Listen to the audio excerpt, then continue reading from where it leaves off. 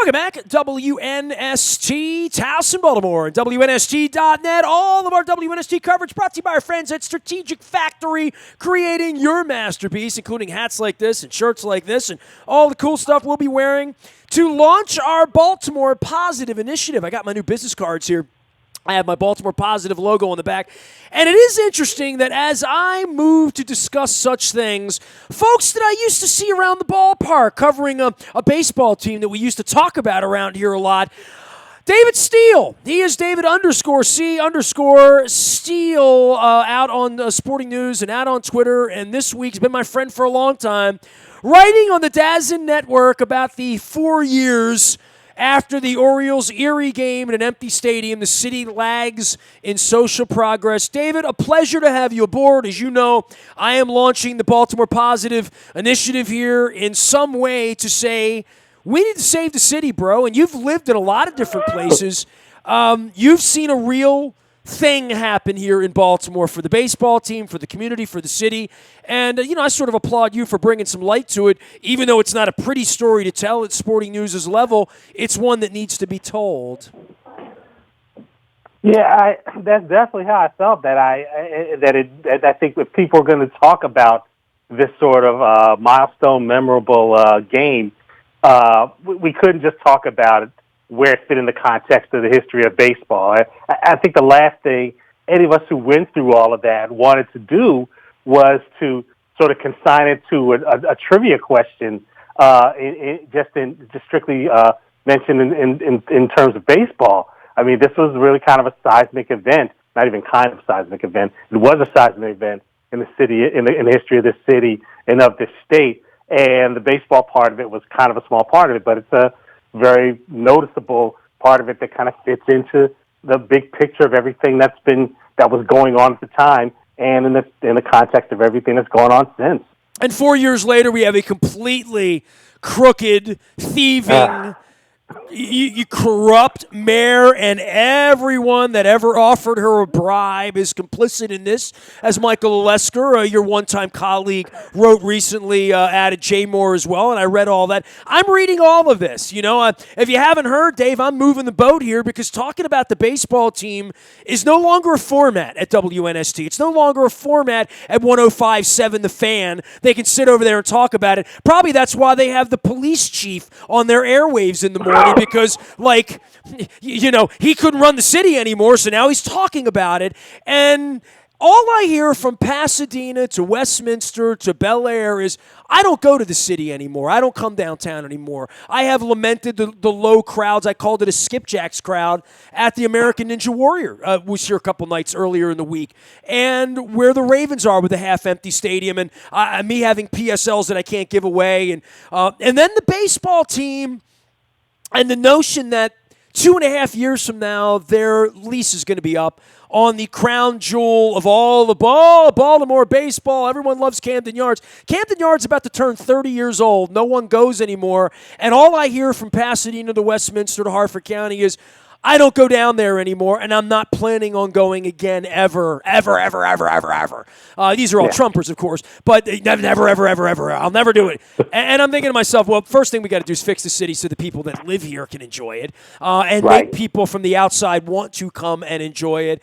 And it's really a difficult process when every late April, what shows up on my timeline and my wife's timeline, above and beyond all the cancer pictures and whatnot, are these memories of machine guns and soldiers and tanks circling the city. I remember all that real well. I remember the machine guns and the tanks in front of Reggie's specifically as I went in there to get Reggie fries and my crack tots that I enjoyed so much there and a drink. That Reggie's is no longer there anymore. And I can't go back to Reggie's because probably for 2 weeks, guys stood out there with machine guns in front of it as I went in to get my tots. And they decided to play a baseball game. And I still think, and I see Cowherd's book, and I had him on for 45. Look, I've known Kevin a long time, got respect for Kevin. But the premise that baseball game was a good idea is so brazenly stupid that I can't, I live here.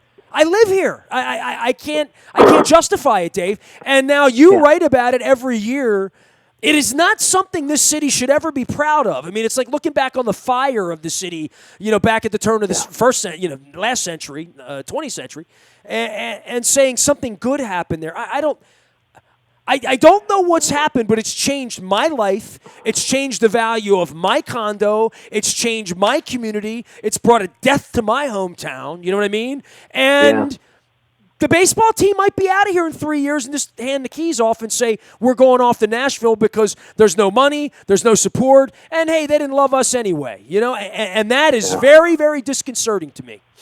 And it also sounds real familiar for all those of us who are old enough to remember, the last time a team, used those excuses to leave. Well, bro, I've been to St. Louis lately. So have you. I've been to San Diego lately. My God, how many nights did you spend in that outhouse over in the East Bay in Oakland, right? And the football team is turning off the lights, and the baseball team's trying to figure it out, and it's going to be a foot race to get to Nashville and Portland for these Tampas and Baltimores and woebegone Oaklands because there's no money left here to support the baseball team. That's the sad truth. And there's no interest left for even a guy like me with the last name of Aparicio to even talk about it as a going endeavor. No one cares about the baseball team, and the owner seems to be down with that might be his ticket to get him to Nashville. Yeah, and that's just awful because, I mean, at least we all had, opening day, year in and year out, for people to sort of, re-embrace the team, the ballpark, just the spirit that once represented, the way that everybody really loved them, and it was very unifying and all that kind of stuff. How real that was and wasn't. You didn't even get that this year. And everybody noticed it. Everybody was in that ballpark, and everybody who watched on TV saw those empty seats. And it really was almost like another threshold being crossed, because it just seems to be one after the other with just the city itself. Hey, bro, you were on the beat here 15 years ago. I said about Angelos, and you were on the beat when I did Free the Birds, which is now 13 years ago. And I said, the bar only gets lower. It's like Trump. Yeah.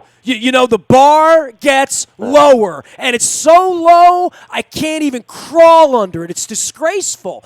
And the fact that these kids aren't in front of this thing for our community, that they're not out here every day on a corner saying, come support our baseball team because we don't want to wear the black hats and have to leave in 3 years, or come in and hold a gun to Larry Hogan's head or to whomever the next mayor might be, and it might be me, Dave, or someone like me, who literally says, what have you done to deserve money over education in our city, or over the crime, or over the Inner Harbor, or over infrastructure, or clean water, or the universities, or the hospitals, or the employers in our state?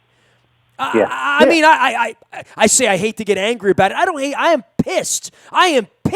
And this crooked mayor who should rot in a cell after Healthy Holly, on top of all of this, while I can't sell my condo and my wife can't walk down the street and when I get off a plane and say to someone, I'm from Baltimore, they think I'm somehow living in an ISIS community or something, Yeah, no. And that's the thing. And that's exactly the reason why I wanted to point out these things in this story, because, after 4 years, there should have been some sort of measurable progress. That should have been like rock bottom for everybody. It said, we cannot allow any of this to not just ever happen again, but just to continue to happen, because like every wound was just laid bare, for that entire week.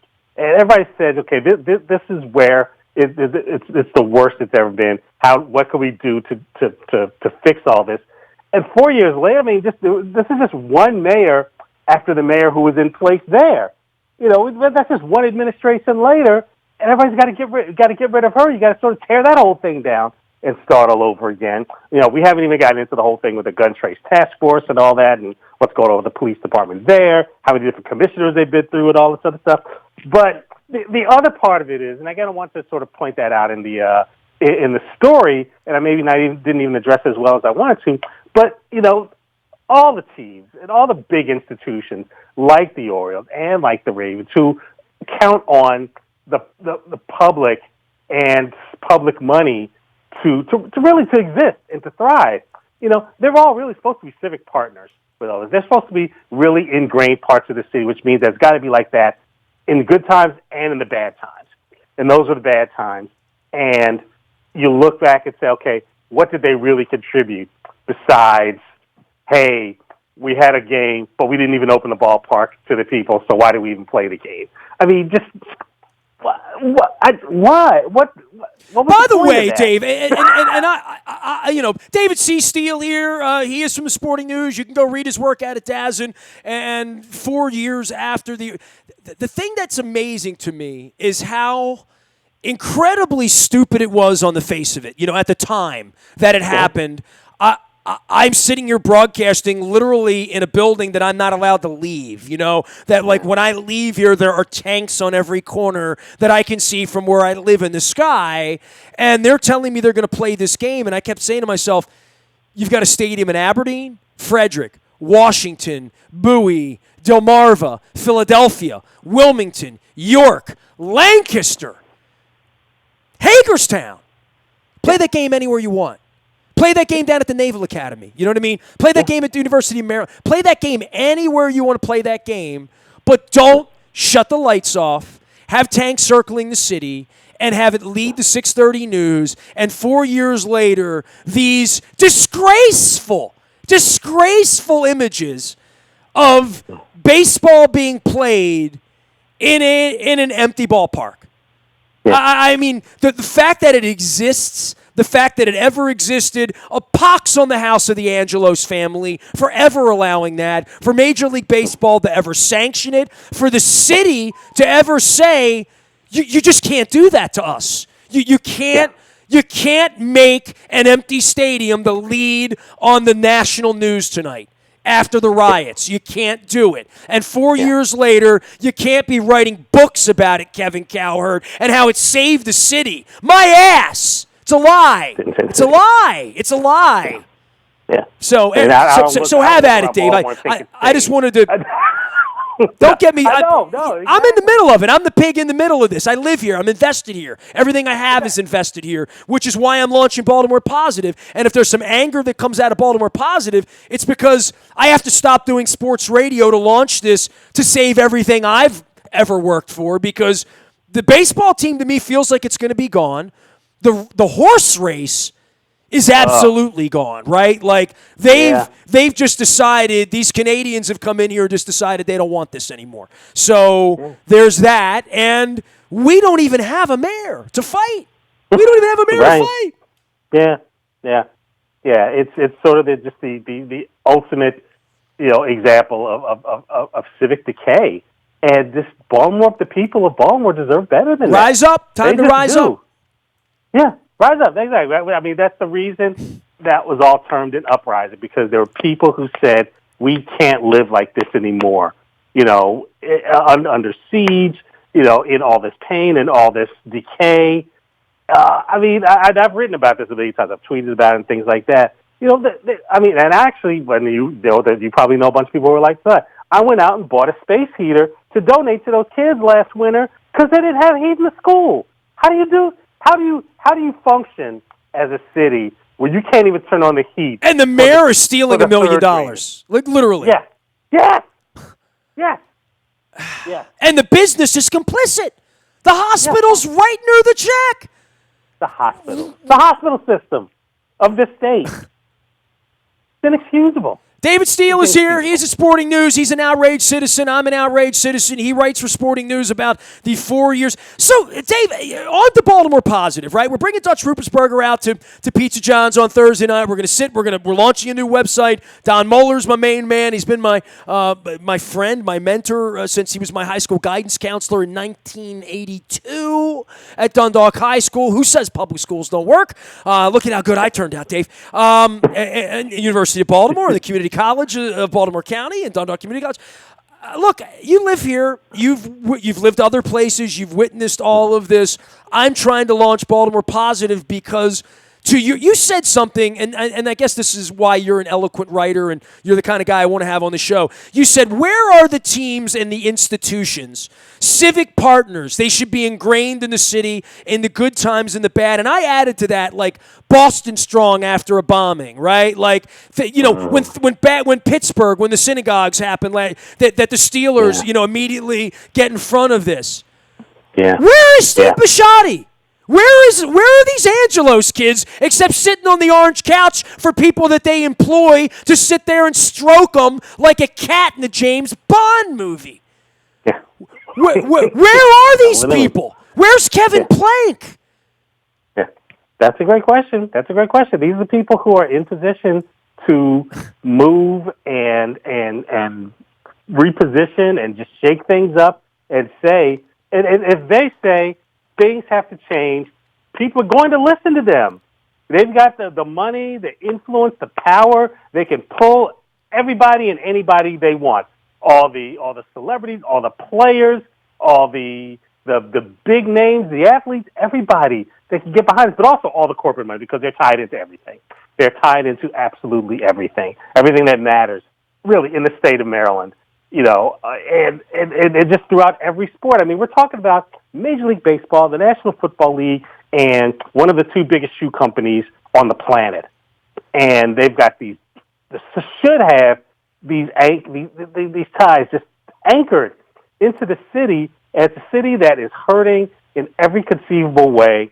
And at this point, 4 years after all this happened, there should have been some sort of movement that all those people have backed or have generated themselves that should be putting things on the right path. Instead, things are just getting worse. And when you remember what things were like that week, it's unfathomable to think that things could possibly get worse. And yet here we are 4 years later, and everything has gotten worse.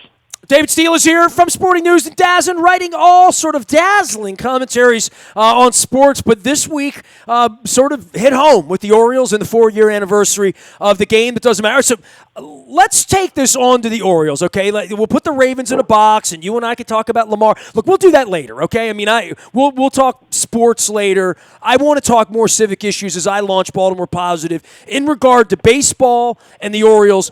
I know you cover the NBA, and I know you covered baseball at a higher level and as a columnist in a two-baseball town out in the Bay Area. I would think when you arrived in Baltimore, the Ravens were sort of the 1 and the Orioles were the 1A at that point, but you saw the Orioles as a salvageable product. It's 2019. We're 2.5 years out on the lease being up. There is no more Baltimore Sun as you and I knew it or once knew it. And Dan Roderickson, Schmuck, might argue with me on that. But impact-wise, I don't know where we are with the media and trust in our marketplace. Where Sinclair's being held down from Trump on high to peddle more Sarah Huckabee slanders lies out to our community. So we're in the middle of all of that, as well as race, as well as problems in our city, and all of these issues. But the baseball issue we have here, as it's illuminated going into May, they're home the next 10 days. No one's coming. No one's going. I talk to people who say they aren't coming. Whatever money you have in your pocket right now, $20, $30 in your pocket, would you wager it that 10 years from now that baseball team's going to be playing in downtown Baltimore in Camden Yards as the Baltimore Orioles and all will be well? It's unfathomable that I've even had to sit in there pondering that. I mean, think of when things really started going downhill. Even then it seemed like, things may get really bad and things can just really go totally off over the edge. There's no way the team is going to leave after everything that the city went through to put that stadium up and to keep that ball team in town with everything they mean and with the sort of connection that the Orioles have with Baltimore and how the two are almost indistinguishable with another. But no, you're right. Right now, there's no way I would put money on that. And I don't know if I would necessarily put money on they will absolutely be gone, but there's no way I would put hard-earned money on yes, they will absolutely be back.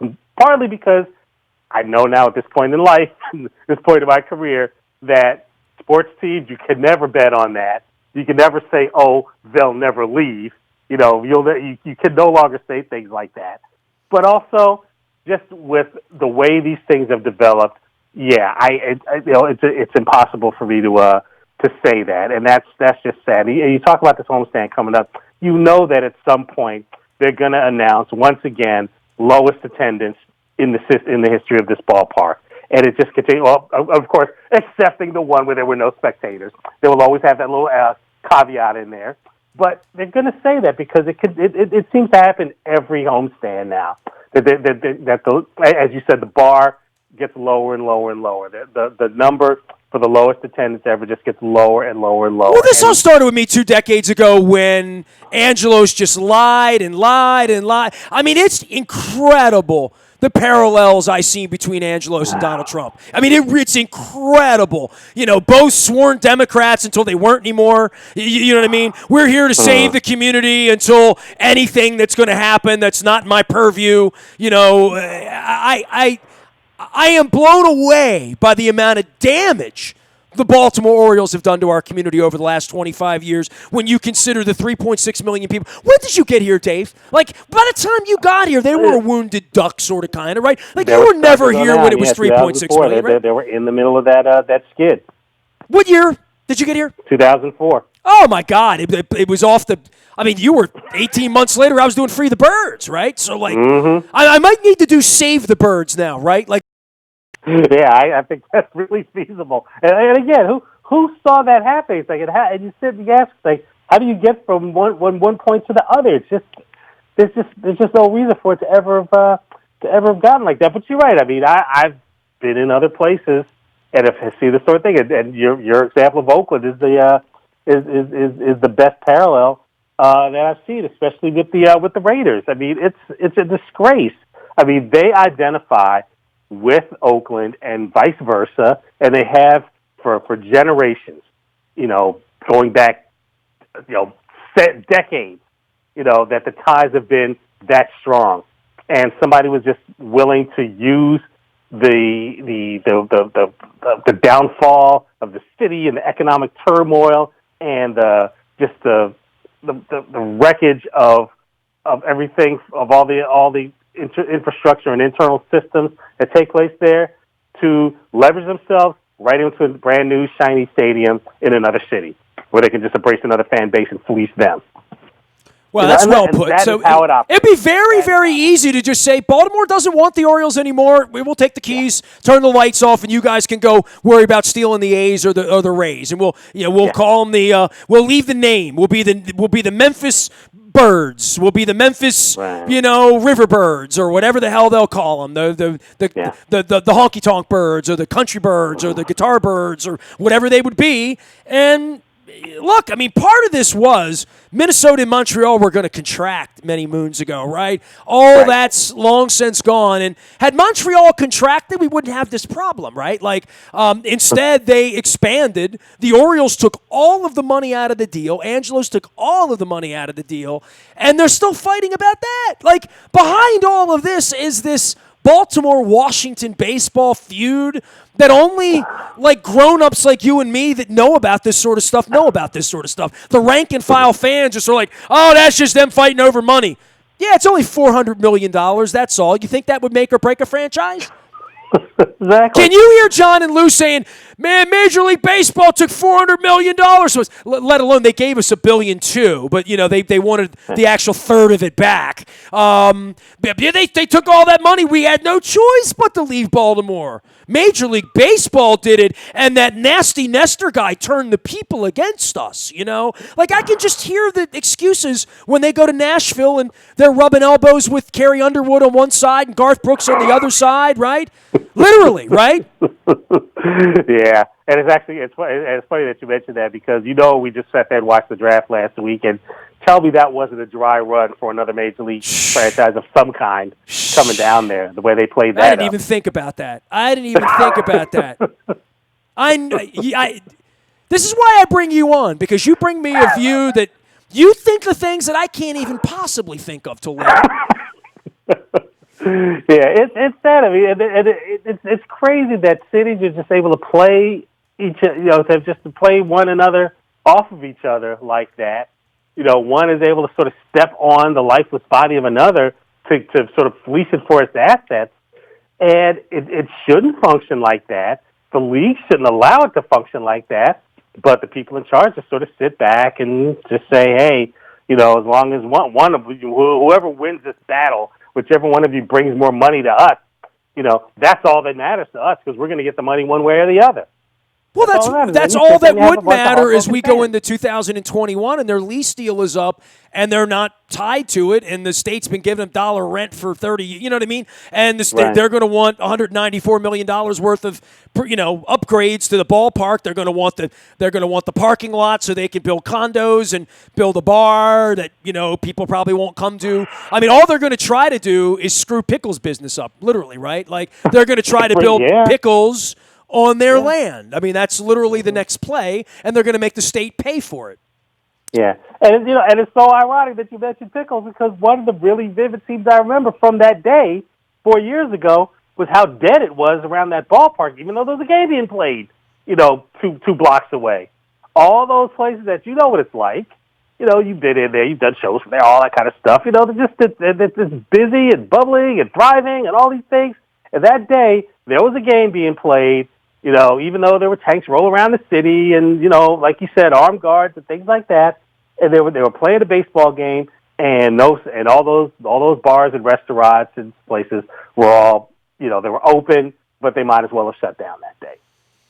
David _C_Steele with a silent E, like George the Animal, but not related. He does sports commentary and all things column work and NFL work and other good stuff, writing about the 4-year, benchmark and where we are with the unrest, the riots, Freddie Gray, the empty ballpark, the tanks, all of that stuff. And now we have another benchmark, the beginning of Baltimore Positive and the FBI sending our mayor to wherever she is going to go. How about the mayor on the lamb thing? Is there anything crazier than that? I mean, dude, when I get off a plane...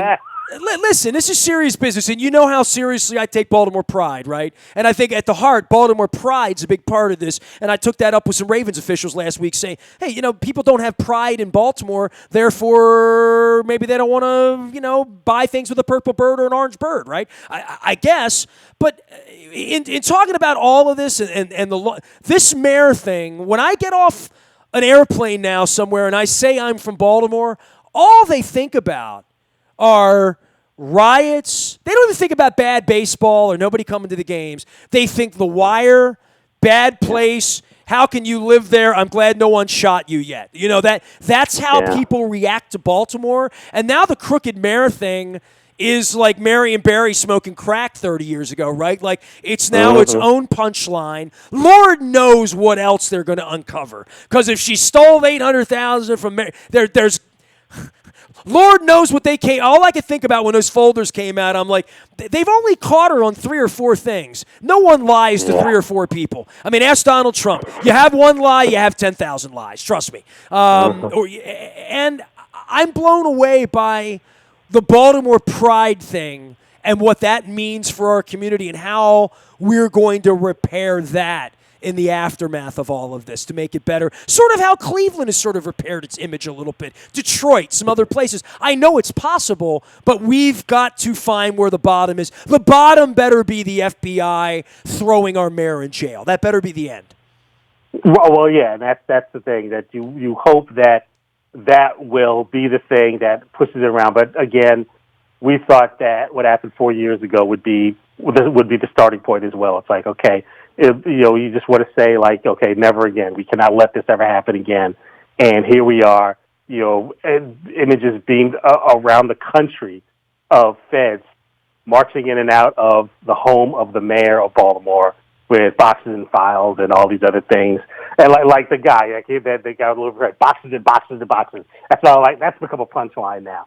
And it's just, and you're right, the Wire thing, people, you don't necessarily want to always associate your city with only the sports that are going around because there's a lot of other things that are great about it. But saying, hey, Baltimore, that's where the Orioles play, that's where the Ravens play, is better than, The Wire. And that as soon as all this stuff about the mayor started coming out and the stuff about the, police scandal and things like that, people said, that sounds like a great episode of The Wire. Hey, That's season 7 of The Wire. And that is stuck to the city, and the city has not done anything to change that, to peel that off of themselves and give people a better image. And they've had opportunity after opportunity after opportunity, and they haven't done anything. And the people who want to tell all the residents to invest in them haven't done anything about it either. David Steele is here, speaking common sense, I guess. You can follow him out on Twitter. It's not so common anymore, is it, bro? Clearly not. Uncommon sense. David Steele can be found out on Twitter and, of course, at Sporting News. And you still go to games sometimes? I mean, do you come up to an Orioles game once a month? I'm seriously. I mean, do you have any plans like the Red Sox or you just?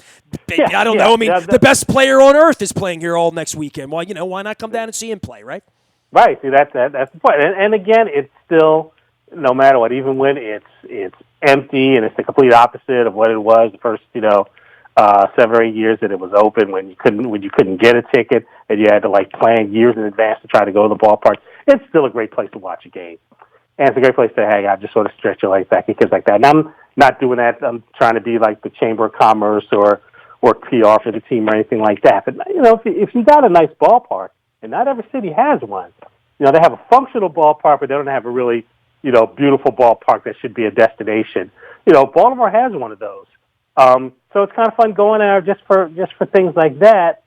But it's really just disheartening, one, to see all the empty seats all the time, and to see the team just having torn itself down and having no clue as to whether it's ever going to be rebuilt again. I mean, it was just that little tease, that little hint of success a few years ago, and that all just fell apart too. So it's tough. It's really tough. My dude, David Steele, is out at Sporting News. He will be up covering baseball. And you know what? The next time we get together, we'll talk about the football team, okay? I mean, we didn't even touch Lamar Jackson. We didn't touch Hollywood. Any of the great names, the Justices, the Powers, any of the draft picks. We'll get to all that later on. Dave, always great catching up with you, man. Great piece you wrote on the 4-year anniversary of the Birds. Hey, thanks very much. And as always, thanks for having me on. And best of luck with Baltimore Positive, because those are 2 words that need to be spoken in tandem more often than it is. So keep it up. Coming at you, he is David C. Steele. You can find me out in the Bay at Toyota.com Audio Vault, as well as out at the Baltimore Positive podcast with Dutch Rupersberger at Pizza John's. We're going to be chatting with Barbara Mikulski next week. We have Freeman Rabowski joining us, Malia Cromer, all sorts of people this month to elevate the conversation. A lot of these conversations will be heard during the lunchtime hour. So if you're still looking for your Ravens and your Orioles, you're going to find it here. You're going to find it in the morning newspaper. You're going to find it on your text service. All brought to you by Coons Florida Security Boulevard. You're going to find it out in the Bay at Toyota.com Audio Vault. But I'm mixing it up. Got to save Baltimore, first and foremost. That's what Baltimore Positive is all about. We are WNST.net, AM 1570 and WNST Towson, Baltimore, and we never stop talking Baltimore sports and Baltimore Positive.